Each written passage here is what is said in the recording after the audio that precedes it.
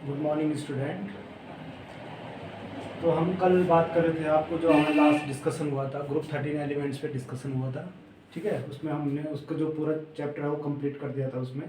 इसके बाद आपका आता है ग्रुप 14 एलिमेंट्स, जो आपका पी ब्लॉक का अगला पार्ट है ग्रुप 14 एलिमेंट, ठीक है। किस पे डिस्कस करेंगे आज हम? Group 14 elements. तो ग्रुप 14 एलिमेंट्स क्या है? जनरली क्या होता है, ग्रुप 14 एलिमेंट्स क्या होते हैं, मतलब जो ग्रुप 14 एलिमेंट्स कौन कौन से होते हैं? कार्बन होता है आपका, सिलिकॉन, जर्मेनियम और आपका लेड। ये क्या होते हैं? टिन और लेड आपके क्या होते हैं?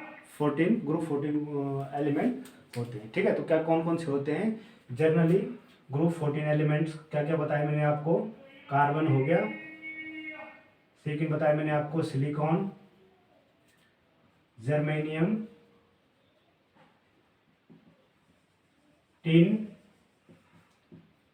और आपका लास्ट है आपका लेड, ठीक है। तो ये क्या है आपके ग्रुप 14 एलिमेंट्स, और इनको हम जनरली किसके नाम से जाना जाता है? इनको हम सबको बोलते हैं कार्बन फैमिली के नाम से। किस नाम से? कार्बन फैमिली के नाम से इन ग्रुप को जाना जाता है, ठीक है। तो group 14 elements also known as carbon family, ठीक। तो ये तो क्या है, इसके जनरल मेंबर हैं ग्रुप 14 एलिमेंट। अब हम इसके बाद इसके डिस्कस करेंगे अकरेंस पे। तो अकरेंस ऑफ 14 ग्रुप एलिमेंट हम क्या बोल रहे हैं? Occurrence, occurrence of. तो अकरेंस देखो, अकरेंस में क्या क्या हो जाएंगे? जैसे फर्स्ट डिस्कस करेंगे हम अबाउट कार्बन, ठीक है। तो कार्बन आपको ध्यान रखना है, कार्बन एक ऐसा एलिमेंट है जो आपका क्या होंगे? बोथ स्टेट मीन्स एक तो क्या आपका free state as well as combined state, ठीक है। एक आपका क्या होगा फ्री स्टेट में और एक आप क्या होगा कंबाइंड स्टेट में, मतलब कार्बन क्या होगा आपकी दोनों स्टेट में पाया जाएगा। फ्री स्टेट में कैसे कैसे? आपका जैसे ग्रेफाइट, ठीक, ग्रेफाइट हो गया, डायमंड हो गया। तो ये क्या है आपका फ्री स्टेट में कार्बन हो गया। और कंबाइंड स्टेट में जनरली कार्बन क्या होता है? कार्बोनेट हो गया। कार्बोनेट किसके? कार्बोनेट ऑफ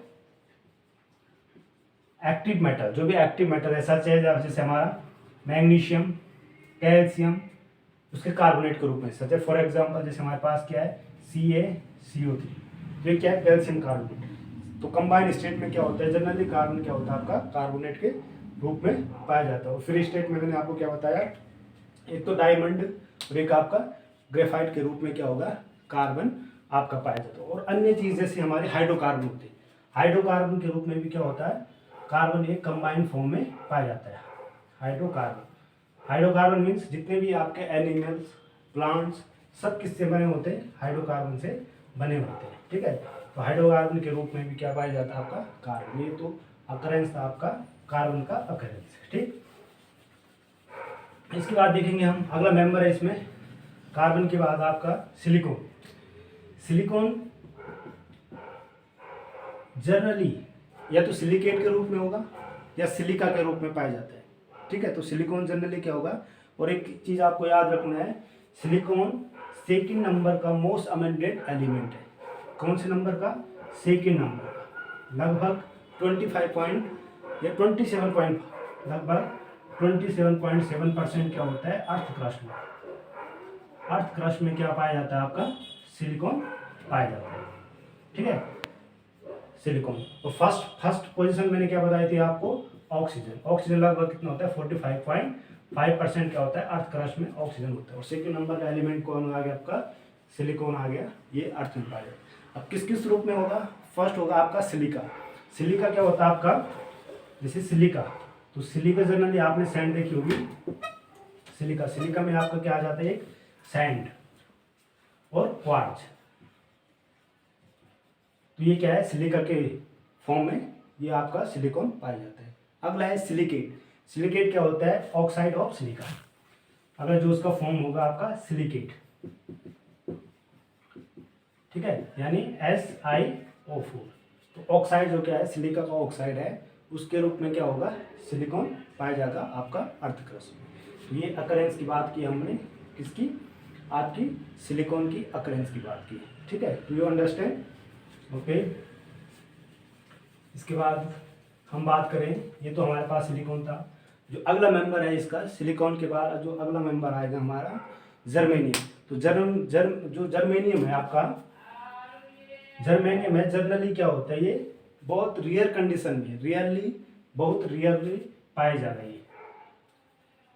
रियरली क्या होगा, ये जर्मेनियम अकर होगा कहाँ, आपके अर्थ क्रस्ट में। बट सम ट्रेस एलिमेंट, जो सम ट्रेस अमाउंट है उसकी किस में पाई जाएगी, कोल में। बट जो कोल होता है, ठीक है, कोल में क्या होता है, some amount of germanium takes place. Germanium की क्या होती है, सम अमाउंट कहाँ पाई जाएगी, आपकी कोल में पाई जाती है। वरन वैसे क्या, ये बहुत ट्रेस अमाउंट में होगा, बहुत ही ट्रेस मतलब बहुत ही कम अमाउंट में सिलिकॉन जर्मेनियम आपका मिलेगा आपका, ठीक है। इसके बाद है अगला मेंबर आपका जो टिन का जो अकरेंस है Sn, ठीक है। तो टिन का जनरली अकरेंस जो आपका मेनली जो टिन होगा वो आपके एक उसका और है जिसको हम बोलते हैं कैसीटराइट। ये इसका और है CASS, कैसीटराइट। तो कैसीटराइट क्या एक आपका सिलिकॉन जिस टिन का क्या एक और है, इसके रूप में क्या होता है, इसका जैसे अगर फॉर्मूला लिखें SnO2, इसका ऑक्साइड है ये कैसीटराइट। इसके रूप में क्या होगा, आपका टिन आपका अर्थ क्रस्ट में पाया जाएगा, ठीक है। और इसके बाद अगर हम बात करें लास्ट जो हमारे पास लेड क्या है, लास्ट एलिमेंट है इसका। तो लेड क्या होगा आपका, इसका भी एक और है जिसका हम ग्लेना, GAL ग्लेना जी लेड। अगर लेड की बात करें हम, लेड का अगर हम अकरेंस बोले लेड PB, ठीक है। तो PB का जो क्या होगा ग्लेना, इसका एक क्या है और है ग्लेना। इसके रूप में क्या होता है, PB हमारा अर्थ क्रस्ट में होता है, ठीक है। तो इसका जो फॉर्मूला होगा ग्लेना का जो फॉर्मूला है आपका PBS, मतलब ये क्या है सल्फाइड और है किसका, लेड का, ग्लेना। तो जो आपका लेड है किसके रूप में पाया जा रहा है, आपका PB के रूप में, PBS के रूप में या ग्लेना के रूप में अर्थ क्रस्ट में पाया जाता है। तो ये जनरली अकरेंस है किसका, आपका 14 ग्रुप एलिमेंट का अकरेंस था, ठीक है, इसमें कोई दिक्कत। तो ये जनरली आपको ध्यान रखना है कि जो 14 ग्रुप एलिमेंट है वो कैसे कैसे मिलते हैं। और सिलिकॉन का आपको ध्यान रखना है, सिलिकॉन क्या है आपका ये सेकेंड मोस्ट अबंडेंट एलिमेंट है इन अर्थ क्रस्ट। फर्स्ट मैंने आपको बताया ऑक्सीजन 40.5%, सिलिकॉन का आपका 27%। अगर हमने मेटल का डिस्कशन किया था तो मेटल क्या होगा आपका, मेटल में आपका जो मोस्ट अबंडेंट मेटल होगी वो आपका क्या हो जाएगा, एल्यूमिनियम हो जाएगा, ठीक है। तो आपको ये अलग अलग चीज़ ध्यान रखनी है। अब इसके बाद हम जो अगला इसमें डिस्कशन करेंगे general properties of group 14 element की।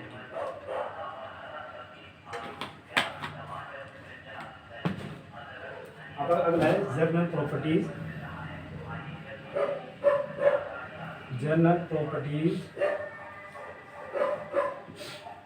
ऑफ ग्रुप 14 एलिमेंट, ठीक है। अब देखो जनरल प्रॉपर्टीज में जैसे फर्स्ट अगर हम बात करें इलेक्ट्रॉनिक कॉन्फ़िगरेशन, ठीक। फर्स्ट हमने क्या बोला, इलेक्ट्रॉनिक कॉन्फ़िगरेशन। इलेक्ट्रॉनिक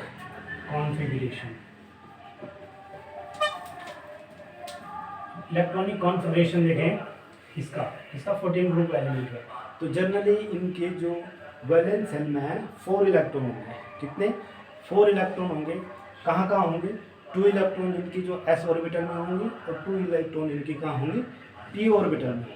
p और जो सब ऑर्बिटल है उनमें होंगे, ठीक है। इसके बाद अगर हम इसका जनरल फॉर्मूला देखें किसका, इसका इलेक्ट्रॉनिक कॉन्फ़िगरेशन का, इसको हम एक्सप्रेस कर सकते हैं आपका जैसे NS2 एंड NP2। क्या बोला मैंने, NS2 एंड NP2 से हम इसका जनरल जो इलेक्ट्रॉनिक कॉन्फ़िगरेशन है इसको एक्सप्रेस कर सकते हैं। या फिर हम इसको बोलते हैं यहाँ पे नोबल गैस, क्या होगी, नोबल गैस होगी, ठीक है, नोबल गैस होगी। और इस तरह के इलेक्ट्रॉनिक कॉन्फ़िगरेशन ऐसे हम क्या कर सकते हैं, एक्सप्रेस कर सकते हैं इसका इलेक्ट्रॉनिक। अगर हम आपको डिस्कस करें, अगर इंडिविजुअल की अगर बात करें किसकी, electronic configuration of individual 14 group element की, ठीक है। तो इस पर अगर हम बात करें तो आपको पता है जैसे फर्स्ट एलिमेंट, तो फर्स्ट एलिमेंट क्या है इसका कार्बन है। तो फर्स्ट एलिमेंट क्या आपका कार्बन। अगर हम इसका नाम लिखे एलिमेंट तो यहाँ पे क्या आपका कार्बन होगा, ठीक। सेकेंड हमने क्या बताया सिलिकॉन, थर्ड आपका जर्मेनियम, फोर्थ आपका क्या हो जाएगा सिलिकॉन, कार्बन, सिलिकॉन, जर्मेनियम, और आपका यहाँ पे आपका जर्मेनियम, सिलिकॉन, कार्बन, सिलिकॉन और जर्मेनियम, आपका टिन, अगला आपका टिन है और लास्ट आपका लेड है, ठीक। अब इसका जो एटॉमिक आपका सिंबल है आपका, तो कार्बन का C, एटॉमिक नंबर 6, इसका आएगा सिलिकॉन, सिलिकॉन का SI 14, जर्मेनियम का आ जाएगा आपका ZA 32, टिन का आपका आ जाएगा SN 50 और लास्ट में लेड का आ जाएगा आपका PB आपका 82, ठीक है। तो ये आपका क्या है इनका जनरल। अब इलेक्ट्रॉनिक कॉन्फ़िगरेशन देखें इसको, आगे इनका इलेक्ट्रॉनिक कॉन्फ़िगरेशन आप लिख सकते हो। तो कार्बन का अगर हमें क्या करना है शॉर्ट में लिखेंगे, फर्स्ट हमें क्या करना है किसी भी नोबल गैस का यहाँ पे सिंबल लिख देना। जैसे कार्बन से पहले कौन सी नोबल गैस है आपका हीलियम नोबल गैस है, यहाँ पे नोबल गैस आ जाएगा और यहाँ पे क्या आ जाएगा 2s2 एंड 2p2 आ जाएगा। फाइनल इलेक्ट्रॉनिक कॉन्फ़िगरेशन लास्ट में इसके जो आउटर मोस्ट शेल्स में है 4 ही इलेक्ट्रॉन, पूरे इलेक्ट्रॉन रहेंगे। इसके बाद जैसे सिलिकॉन है, सिलिकॉन से पहले कौन सी नोबल गैस आपकी Na, यानी नियोन आपकी नोबल गैस है। तो यहाँ पे क्या आ जाएगा आपका 3s2 एंड 3p2 आ जाएगा, ठीक। इन केस ऑफ जर्मेनियम तो कौन सी है आपकी आर्गन, यहाँ पे आपकी नोबल गैस है और यहाँ पे आपका जो इलेक्ट्रॉनिक कॉन्फ़िगरेशन आ जाएगा 3D, यहाँ पे आपका एक 3D10 आ जाएगा, कौन सा 3D10 और 4s2 एंड 4p कितना जाएगा 2 आ जाएगा, ठीक है। और इसके बाद अगर हम बात करें इसकी टिन की तो यहाँ पे आपका आ जाएगा क्रिप्टॉन, क्रिप्टॉन आपके यहाँ पे नोबल गैस रहेगी और क्रिप्टॉन के पास आपका यहाँ पे 4D, यहाँ पे आ जाएगा आपका 4D10, ठीक है 4D10 आ जाएगा। यहाँ पे आपका 5s2 एंड 5p2 आपका यहाँ पे आ जाएगा, ठीक। और लास्ट की बात अगर लेड कितना 82, तो 82 के केस में क्या आ जाएगा आपका यहाँ पे जीनोन, जीनोन में आपका नोबल गैस होगी और नोबल गैस के बाद क्या आ जाएगा यहाँ पे 4f कितना 14 रहेगा यहाँ पे और 5D10 रहेगा और यहाँ पे 6s2 एंड 6p2 आ जाएगा, ठीक है। ये आपके जनरली क्या हो जाएगा यहाँ पे electronic configuration of P block का ग्रुप 14 एलिमेंट का इलेक्ट्रॉनिक कॉन्फ़िगरेशन इस टाइप से आप लिख सकते हो, ठीक है। अब ये तो इसका जनरल क्या थी इलेक्ट्रॉनिक कॉन्फ़िगरेशन और ग्रुप 14 एलिमेंट के इलेक्ट्रॉनिक कॉन्फ़िगरेशन थे। देखो लेड का यहाँ पे ये है लेड का, ठीक है। तो ये लेड का क्या है आपका इलेक्ट्रॉनिक कॉन्फ़िगरेशन है। अगर बात करें हम अब इनकी जनरल किसकी, अब हम इनकी फिजिकल प्रॉपर्टीज की बात करें।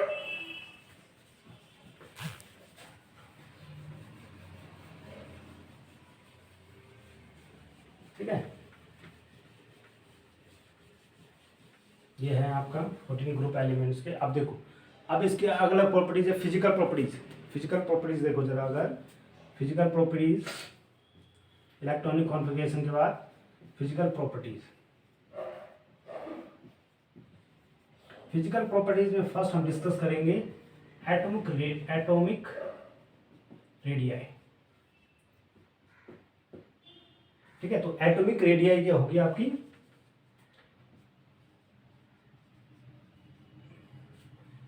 इनकी जो एटॉमिक रेडियाई है अगर हम कंपैरिजन करें किससे ग्रुप 13 से, तो इनकी जो एटॉमिक रेडियाई है ग्रुप 13 की कंपैरिजन में क्या हो जाएगी, लेसर हो जाएगी।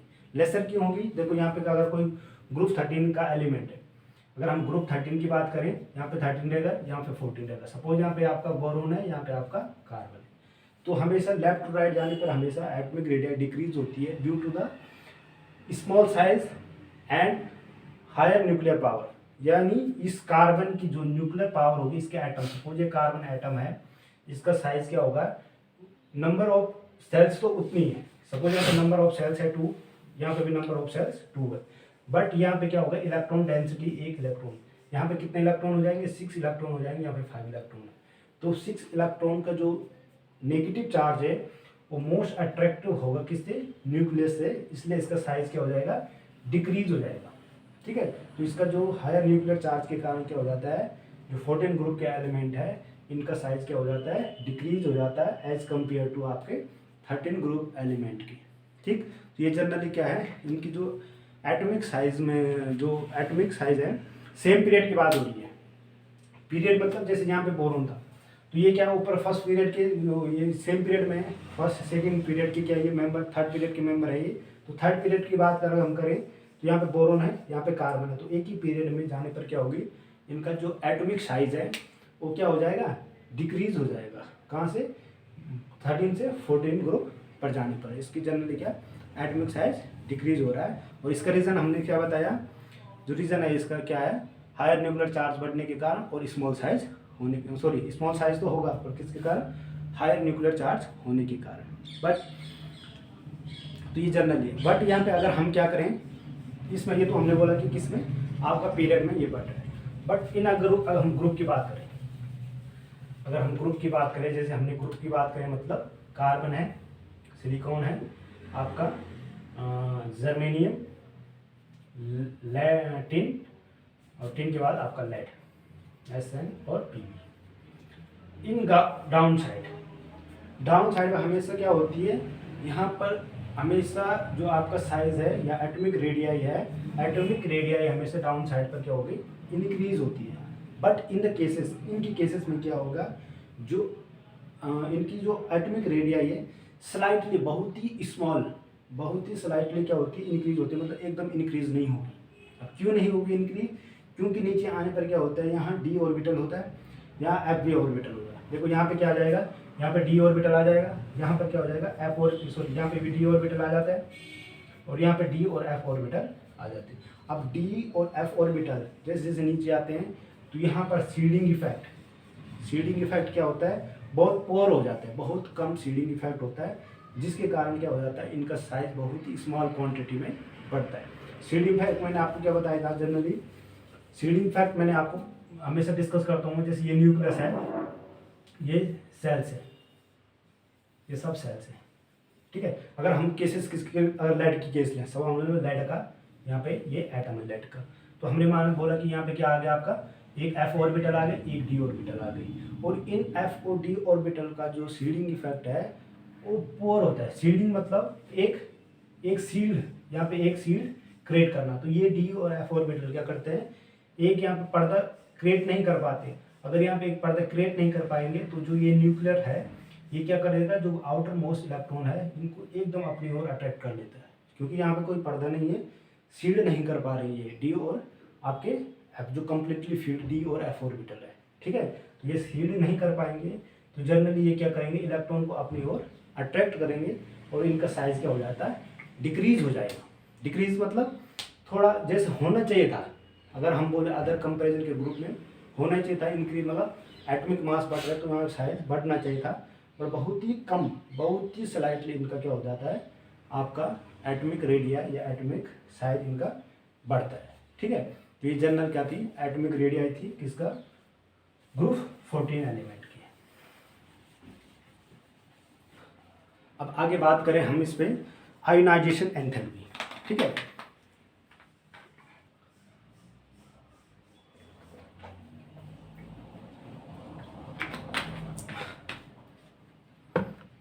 अगर आयोनाइजेशन एंथैल्पी की बात करें, आयोनाइजेशन एंथैल्पी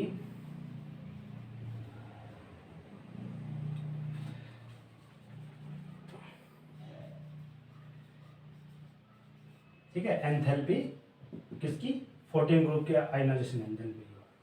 तो आपको ध्यान रखना है फर्स्ट आयोनाइजेशन एंथैल्पी, इसकी जो फर्स्ट आयोनाइजेशन एंथैल्पी होगी वो क्या होगी, हायर होगी, किसके कंपैरिजन में, क्रॉसपोंडिंग जो ग्रुप 13 एलिमेंट है। सपोज हमने कहा यहाँ पे अगर ब्रोमीन और इसकी कार्बन की कंपैरिजन करें तो इस कार्बन की जो आयोनाइजेशन एंथैल्पी है वो क्या होगी, कंपैरिजन टू ब्रोमीन के क्या होगी, हायर होगी। हायर क्यों होगा आयोनाइजेशन एंथैल्पी, क्योंकि यहाँ से यहाँ जाने पर इसका क्या हो गया, साइज डिक्रीज हो गया। साइज डिक्रीज हो गया तो यहाँ पर जो न्यूक्लियस और जो इलेक्ट्रॉन के बीच जो अट्रैक्शन होगा साइज के कारण क्या हो गया, इंक्रीज हो गया। और आयोनाइजेशन एनर्जी क्या है हमारी कि energy required to remove electron from gaseous ion या आइसोलेटेड आयन। तो यहाँ से हम इस गैसेस आयन से क्या नहीं करेंगे, एक इलेक्ट्रॉन को इजीली हम क्या नहीं कर सकते हैं, रिमूव नहीं कर सकते हैं। इसलिए इसकी जो फर्स्ट आयोनाइजेशन एनर्जी है यहाँ पे इंक्रीज हो जाती है करस्पॉन्डिंग टू इसकी कंपैरिजन में आपके 13 ग्रुप के एलिमेंट के कंपैरिजन में, ठीक। बट आपको यहाँ पे ध्यान रखना है, अगर हम जनरल ट्रेड लिखें इसका, अगर आयोनाइजेशन एनर्जी का हम जनरल ऑर्डर लिखें इनका, तो यहाँ पे देखो इसका जनरल ऑर्डर ऐसे होगा, जो सबसे ज़्यादा आयोनाइजेशन एनर्जी देखो ग्रुप में, इस ग्रुप की बात करें 14 ग्रुप की बात, अगर हम सबसे ज़्यादा आयोनाइजेशन एनर्जी देखें तो कार्बन की सबसे ज़्यादा आयोनाइजेशन एनर्जी होगी, उसके बाद आपकी किसकी होगी, सिलिकॉन की होगी, उसके बाद आपकी किसकी होगी, जर्मेनियम की होगी, उसके बाद आप किसकी होगी, आपकी टिन की होगी, SN। और उसके बाद देखो यहाँ पे आपको ध्यान रखना है, यहाँ पे जो आपकी लेड की है, किसकी, लेड की जो आयोनाइजेशन एनर्जी है कंपैरिजन टू टिन और जर्मेनियम से काफ़ी अधिक होती है, इनकी कंपैरिजन में अधिक होती है लेड की आयोनाइजेशन एनर्जी।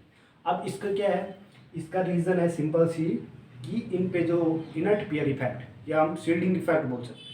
अब हमने कहा यहाँ पे तो जनरल sp ऑर्बिटल होंगे, यहाँ पे भी sp ऑर्बिटल है, यहाँ पे d ऑर्बिटल आता है, यहाँ पे भी d ऑर्बिटल, 2 d ऑर्बिटल होंगे सपोज, यहाँ पे क्या आ जाता है, एक f ऑर्बिटल और d ऑर्बिटल आ जाता है, ठीक। अब मैंने क्या कहा, जो शील्डिंग इफेक्ट होता है सबसे ज़्यादा शील्डिंग इफेक्ट किसका होता है, s ऑर्बिटल का सबसे ज़्यादा होता है, फिर p ऑर्बिटल का, फिर यहाँ पे d और फिर f ऑर्बिटल का शील्डिंग इफेक्ट। मतलब जो s इफेक्ट है, जो s ऑर्बिटल है ये सबसे ज़्यादा शील्ड करके रखेगा न्यूक्लियस को, किसके लिए, इलेक्ट्रॉन के लिए।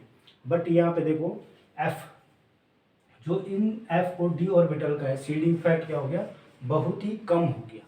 तो इसका जो शील्डिंग इफेक्ट है d और f, मतलब अगर लेड का क्या है, यहाँ पे कोई एटम है लेड का, और यहाँ पे क्या आपका d और f ऑर्बिटल है, तो ये d और f ऑर्बिटल इस इलेक्ट्रॉन को क्या कर सकते हैं यहाँ पर, मतलब इसको इससे अलग नहीं कर पाएंगे, किससे, न्यूक्लियस से अलग नहीं होने देंगे, क्योंकि इनके दोनों का क्या है, पोर शील्डिंग इफेक्ट है। और पोर शील्डिंग इफेक्ट जो ये इलेक्ट्रॉन है ये फिर क्या हो जाएगा, अट्रैक्ट हो जाएगा, ज़्यादा अट्रैक्शन होगा न्यूक्लियस की तरफ इसका, और ज़्यादा अट्रैक्शन होगा न्यूक्लियस की तरफ तो इसकी आयोनाइजेशन एनर्जी, जो आयोनाइजेशन फर्स्ट आयोनाइजेशन एनर्जी है इसकी, वो क्या हो जाएगी, हमेशा इंक्रीज होगी या हायर होगी कंपेरिजन टू आपके टिन और जर्मेनियम से, ठीक है।